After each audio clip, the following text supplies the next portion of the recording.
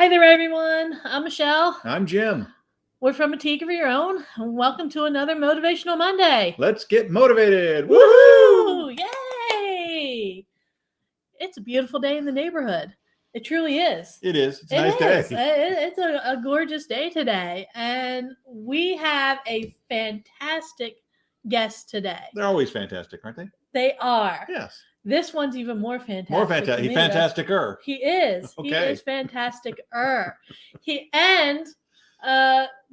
Not to brag, but according to him, I'm a smart person. Absolutely. Certifiable. You've got the certificate to prove it as well. I do have the certificate to prove that. So we want to welcome Rob Oliver this morning. Thank you so much for joining us today, Rob. It's my privilege to be here. I really appreciate it. We know Rob from NSA Pittsburgh, yep. The National Speakers Association. There's a chapter here in Pittsburgh, and that's how we met Rob. Rob, why don't you tell everybody a little bit about yourself? Sure. So my kind of backstory is that, okay. So I'm going to tell you this. I'm going to start with the part of the story that everybody wants to hear, but it's not the most important part of the story to me. Okay. And here, let me explain. When I was 21 years old, I was involved in a body surfing injury, which left me paralyzed from the chest down. So I use a power wheelchair. I can't walk. I've got limited use of my arms and hands.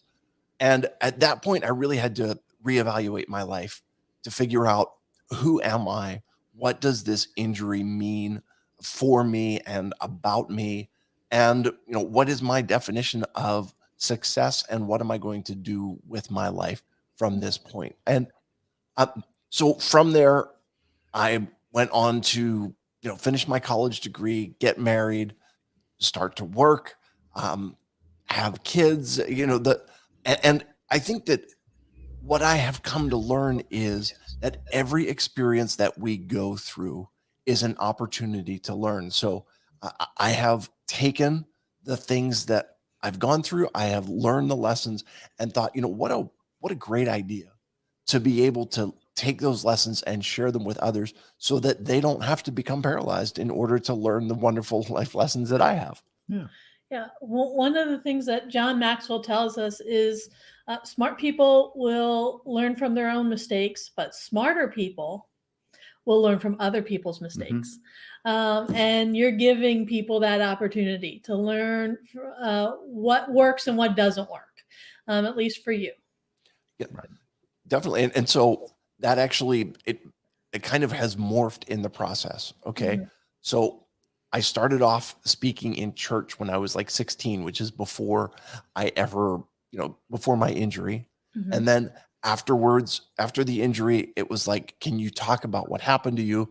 And I was doing that in church. And then that became like, can you come to my school to do that? And then that became, can you come to my business to do that? And it became a side gig.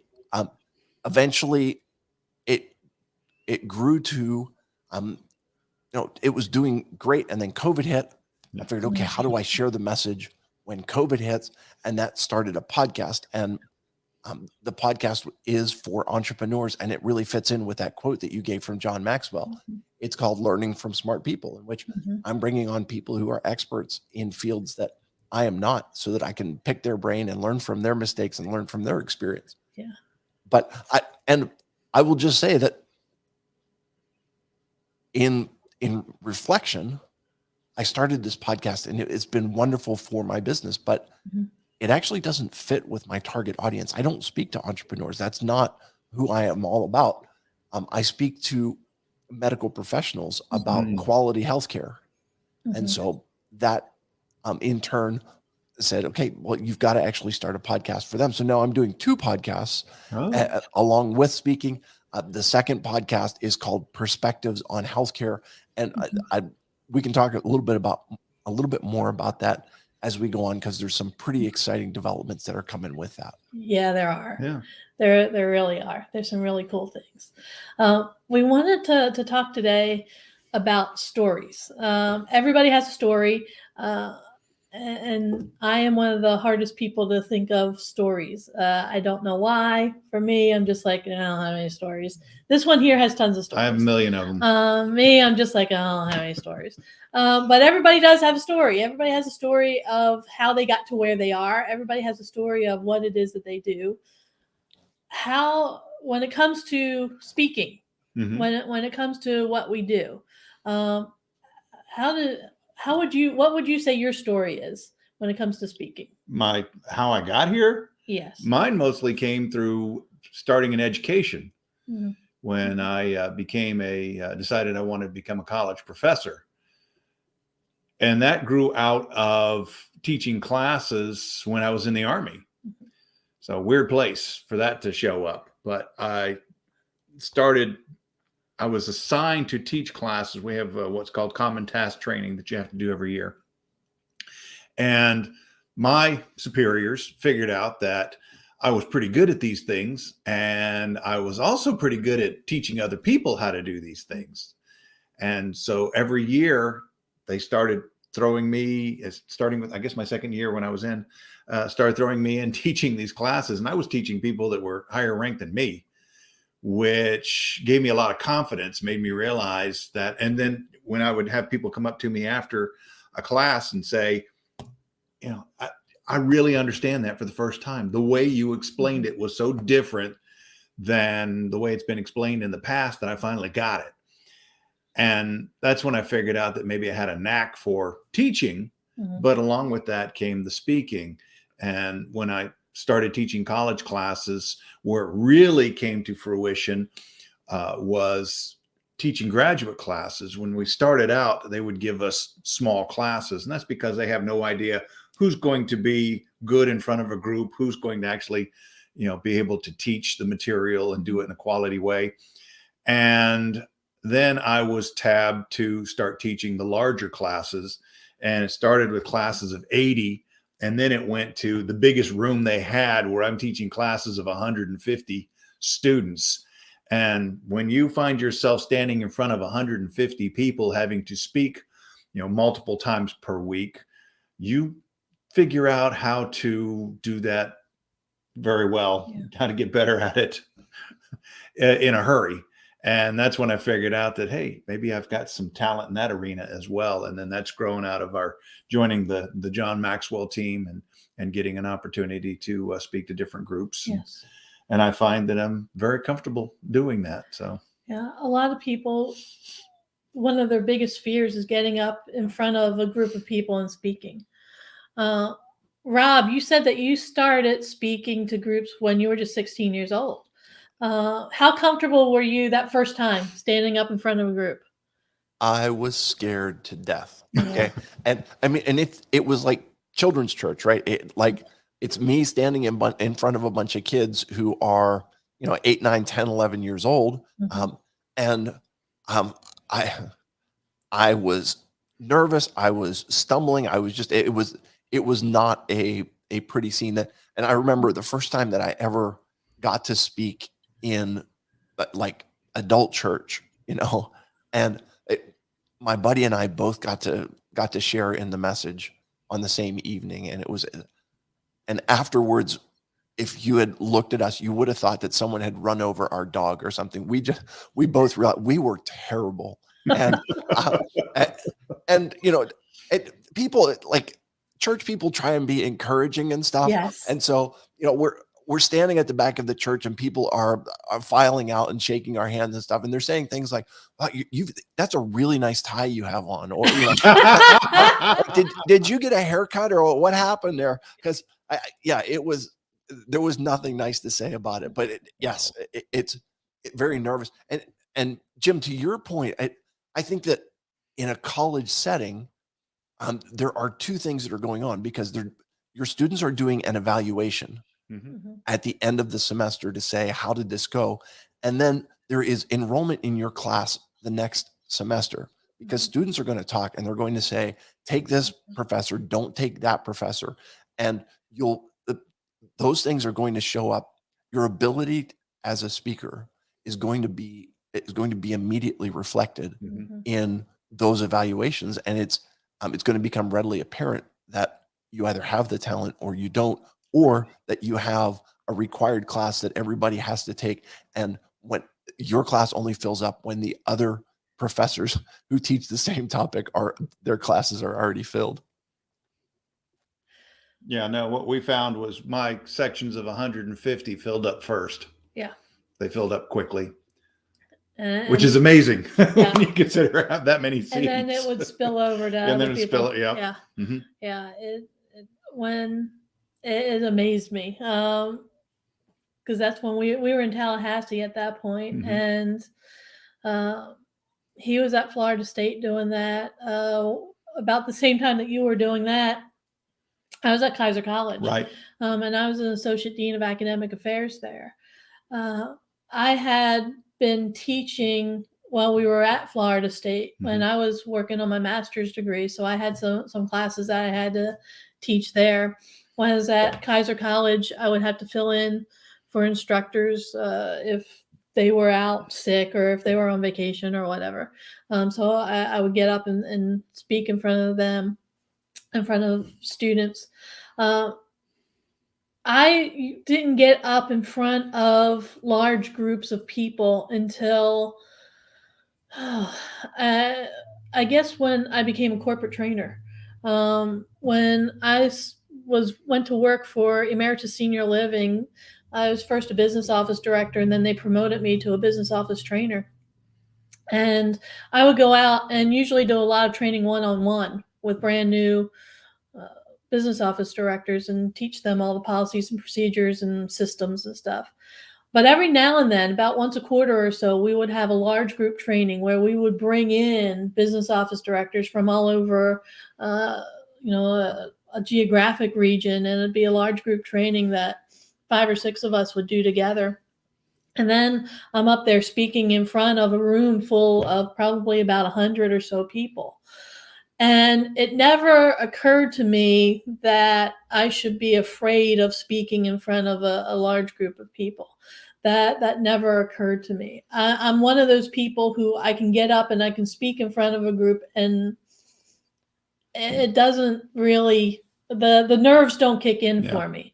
The only time the nerves have ever kicked in is I was giving a speech to my Latrobe Business and Professional Women's Club. And it was a speech that I had given about obstacles or opportunities in disguise. And it occurred to me, oh, I've never given this particular speech to this group. And for like a brief second, I thought, oh, they're about to learn something new about me. And then and then once you get started, everything just kicks in automatically, and you just start going, and you don't have a chance to think about it anymore. So for me, speaking in front of groups has never been something that I've been afraid of. And what I find is because I rehearse and I practice so often that it just becomes automatic for me. And so I just flip on the switch and off I go. And that's what happens when I get to speaking in front of groups. Yeah, I never thought twice about it. So maybe I'm just not smart enough to be afraid of it. It's interesting. My dad was a pastor, a preacher. And so to me, like speaking in front of groups, that's just what people do. Right. Mhm. And so, the idea of being prepared, the idea, and, because of that, he was actually like an itinerant preacher where he traveled around and we went to different places, and he had opportunity to speak with a whole bunch of different people. But you learn you see how different presenters approach material. You see the art of storytelling. You see, and I guess you were talking about sharing our stories, and am I allowed to ask questions of you since I'm used to sitting on the so do you feel that what's the difference between talking about circumstances and telling stories, if that makes any sense at all? Because there's something, to me at least, I think there's something deeper when you are telling a story. I agree. What's your reaction to that? Yeah, no, I would say the difference is you know, in one aspect, you're just explaining the circumstance, you're explaining what happens, and you're not really painting that picture. Mhm. And the emotion Mm. is a big part of it. When you're telling the story, the idea, at least in my mind, is to take your listener on a journey and to, you know, make it an immersive experience if possible, to where they understand how you were feeling as you were going through this, and they go along that ride with you, as opposed to, you know, you're just saying, this is what happened. Yeah. And that's why storytelling is so important, is for people who are really good at it. You know, they can just draw people into the story and make them feel like they're a part of it. And, you know, that's what I try to do when I'm telling a story. Yeah, I definitely agree. And so can I give you an example? Sure. Okay. So I told you that I had a spinal cord injury when I was 21 years old. And I Mhm. told you that as a result of that, I'm paralyzed from the chest down. And I gave you those circumstances, but I never told you the story of how it happened. Mm. And so am I allowed to share that story? Of course you Yeah, are, sure. Rob. Okay. Listen, I'm on the opposite side of the mic from where I usually am. Usually I'm sitting, you know, and people, I'm asking all of the questions. And I just want to make sure that I don't come on and be like, hey, I'm just going to make this like my podcast. What I'm going to do is what I'm going to do. You're I'm going to good. be Yeah, you're fine, no problem. Yeah. all right. So I grew up out in Philadelphia and, you know, about an hour and a half from the Jersey Shore. And I spent a Mhm. lot of time in the ocean when I was a kid, a lot of time swimming. And my best friend, I had two best friends, and the one of my friend's parents had a timeshare down on the Outer Banks of North Carolina. And I always say that their hearts were bigger than their brains, because they thought, you know, my kids love to go on vacation, but they would be much happier on vacation with all of their friends. So they literally invited all of their kids' friends to come with them on Oh, vacation. wow. And so we had a house and with like my parents and his parents and like 15 kids. Oh my And goodness. yeah, it was great. We, you know, we had a lot of fun together. This particular year, there was a storm that had gone by offshore, and it had really churned up the surf, and it was literally too rough to go in. And so the whole week we hadn't gone in the water. Mm. On Friday, they allowed us to go in. It was big surf. It was phenomenal. We were body surfing, and body surfing is surfing without a surfboard. Your body is the board. It's kind of like the kids with the boogie boards, Mhm. except that there's not even a boogie board. It's just you in the water, and it's exhilarating. And so I was riding a wave in towards the shore, and instead of it carrying me forward, it actually pushed down. Oh I- no. I hit my head on the bottom. I heard something crunch. I Mhm. felt something pop, and then everything went cold. And so now I'm in the water. I'm holding my breath. I've got my eyes closed, and it's like wait, hope, pray, and see what happens. And so I rolled around under the water for a little bit, and my face cleared for a second. And I thought, I don't know when this is going to happen again, but I grabbed another quick breath of air and then back under the water. I will tell you that this was 1993. And the reason that that's important is because bright colors were okay. My swimsuit was purple, and it had a bright aqua pocket on it and a yellow waistband on it. It almost looked like it needed batteries because it was that bright. But I tell you that because my swimsuit saved my life. Mm. My friend, when he saw my face clear the water and I didn't stand up, he thought something was wrong, came in after me. And in the murky, dark water that was there, what he saw was a glimpse of that purple swimsuit Mm. that brought him to where I was. He pulled me out and literally saved my life. Wow. So yeah, it is a guy that I keep in touch with to this day. But it was that understanding, you know, the fear of the unknown, what's going to happen next. Mhm. And, you know, and then even that feeling of, okay, I'm alive, but Mhm.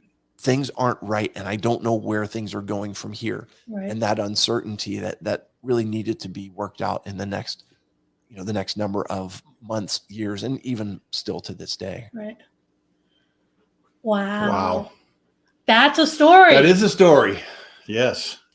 Full of emotion, full of ups and downs. It pulls the audience in. Wow. Had me holding my breath. It's like, can I Yes. hold my breath long enough? Wow. Yeah. And that's the beginning of the story. And you know, do we have time? I can share the next, Sure. what I think is one of the most powerful stories that I've had in the whole experience is this. They airlifted me from there up to Norfolk General Hospital. Okay. And it was really touch and go as to whether or not I was going to survive.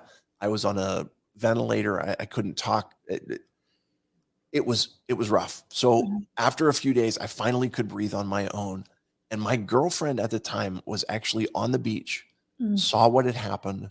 And she was the first person that I wanted to talk to. And I said, Mhm. listen, we've got to talk about us.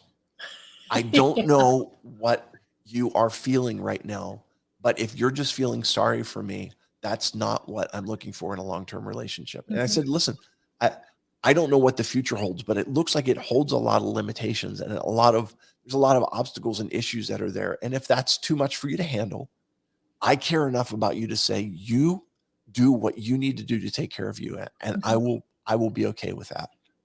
And lastly, I said, I'm not sure what kind of pressure you're under from other people that say you can't leave him now. This is his Mhm. hour of great need or whatever they're saying. I said, those people aren't a part of us. This is about you and me. Mhm. And I said, right now it's about you. You have the freedom and the power to choose whatever you want to do. And I will be okay with it. And I will completely support you. Mhm. And she got really mad. And with tears in her eyes, she looked at me and she said, listen, what I love about you has nothing to do with whether or not you can walk. Mhm. And if you think you can get rid of me that easy, you've got another thing coming. So Nice. before we got started, I was saying I've been married for 27 years. That's my wife. Oh. And when you find somebody who sees the value of you for who you are on the inside, yet you marry them and you don't ever let them out of your life. No. But what she taught me on day one is that, my physical circumstances don't define me. My No. disability does not, is not who I am. No. I'm Rob. That's my Mhm. personality. It's my character. It's my terrible sense of humor. Those are the things that define me. Yes. And really, I feel like that foundation from day one has really created the understanding of my life living with a disability and coming to grips with, the reality of, yes, I engage the world in a different way than I used to, but at the end of the day, I am still me. Exactly. Awesome. Nice. Awesome. Good story. Yes. Great. Love All right. this. Now, don't you have something coming up, right? You do. Oh have my something big gosh. coming up. Because you were telling us you've got 2 different podcasts right now. I do. You've got the one that I was on, but then you have a different one. So Yep. So talk more about that. all right. So the one that you were on is called Learning from Smart People. And I had you on there because you are indeed a smart people. And so I would encourage anyone that hasn't had a chance, go back and listen to Michelle's episode at learningfromsmartpeople.com. You can find all of the episodes there, or it's also available on anywhere that you listen to podcasts. Mhm. But the second one that I started, as I mentioned before, it's called Perspectives on Healthcare. And Mhm. I've been interviewing medical professionals about their role in healthcare and what they do and what quality healthcare is, about the future of healthcare, about how to improve it. It's been a really cool experience because I've been bringing people on everywhere from a hospitalist to a family physician to a pharmacist, acupuncturist. We're up to, I think, 24 out of the 50 states and a couple of international countries. And I thought it's been really neat, but I'm missing the patient's perspective. Mm. And so what I thought is I would like to do something that's going to stand out and make a statement. And what I decided is this: I'm going to set the Guinness World Record for the longest interview marathon. and I'm going to interview patients about their experience to hear their stories. So May 6th and 7th, I am going to be doing, it's going to be, I'm hoping, more than 36 hours of patient interviews straight through. I'm going to be up through the night doing these, hopefully, but it'll be an opportunity to hear directly from patients to say, what is their experience? What does quality healthcare mean to them? And what is their feedback on how things can be improved? So if people want to listen to that, it's perspectivesonhealthcare.com is the website. If you want to be part of that, perspectivesonhealthcare.com/application will give you a chance to, to be interviewed and to share your story for anybody that's interested in doing that.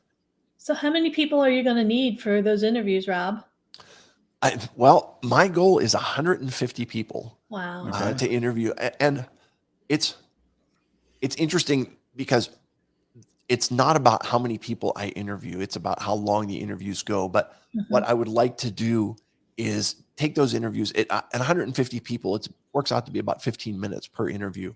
And that fits right in line with the time frame that I'm of the interviews that I'm doing for Perspectives on Healthcare. So my goal is to take all of those recordings and to chop them up and then release them as after I've done the live stream. I will release those as individual podcast episodes as well. Awesome. Yeah. Awesome. All right. Yeah. So y'all heard it. If you want to be a part of a history making podcast where you could be part of the Guinness World Record along there with Rob Oliver, reach out to him. Once again, Rob, how can they reach out to you and get on that podcast? It's perspectivesonhealthcare.com/application, or you can just use, there's a contact us form right on the website. Either way is fine. Awesome. And that's going to be May 6th and 7th, correct? Correct. It's a Friday and a Saturday. So awesome. Good. Yeah. Loving this. All right. Well, thank you so much for joining us today, thanks. Rob. We appreciate it. Love hearing your story and Yes. getting to know you better. And I'm hoping that there'll be a lot of people that reach out to you to help you with your podcast there. I'm thinking we need to get Katie to do that. Yeah. I mean, are you looking for particular types of people, stories? Patients. So here's the thing. I've had a bunch of really cool people apply. I'm looking for anyone that, if you go to the doctor regularly, that's great. If you never go to the doctor, I would love to hear about that. If you go to a functional medicine person, let's talk about that. I want to get as many different viewpoints as possible. Okay. So whatever your experience is in healthcare, that you don't have to have, you don't have to be like me and be like, yeah, well, I have a spinal cord injury. If you have a spinal cord injury, great. I'd love to talk to you. You don't have a spinal cord injury. You don't go to the doctor, whatever it is. Let's talk about your experience and see what can medical professionals learn from your feedback. Perfect. Okay. All Awesome. right. Yeah. Very All good. right. Well, thank you so much, Rob. Yeah. Thank you. I appreciate you being on the show. If anybody needs to get a hold of us in between now and next week, we've got a webinar coming up in We do in about 45 minutes. Eliminating procrastination. So if you waited to the last minute, it's the last minute. Go ahead and register and get into that webinar. But we've got our next show coming up next week. I don't think we have a guest on that one, so we're good. I don't think we do. Go to our website if you need to get in contact with us, ateagueofyourown.com. You can email us, you can text us, you can call us. Get us on LinkedIn, all that Facebook. Good stuff. Yep, we are there. We're everywhere. Here, there, and everywhere. All right. So good seeing everybody. Thank you again, Rob. Thank you, Rob. And we will see you again next week, everybody. Bye. Take care.